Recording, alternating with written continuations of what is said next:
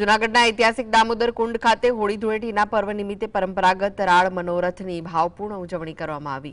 ભક્ત કવિ નરસિંહ મહેતાની આ તપોભૂમિ પર કૃષ્ણ વિહારમાં ઝૂડતી ગોપીઓના હૃદયની અગ્નિ પ્રગટાવવા રાળ દ્વારા અગ્નિ ભડકા કરી અનોખો ઉત્સવ મનાવાયો।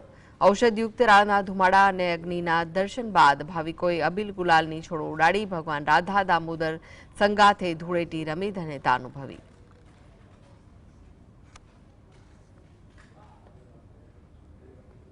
વિભાબેન છે। અમે દર વર્ષે અહીંયા રાડના દર્શન કરવા આવી છીએ, બધા દર્શન કરવા આવી છીએ, નાવના દર્શન કરવા આવી છીએ, રાડના દર્શન કરવા આવી છીએ। અહીંયા મનોરથો પણ ખૂબ જ સરસ રીતે થાય છે અને દર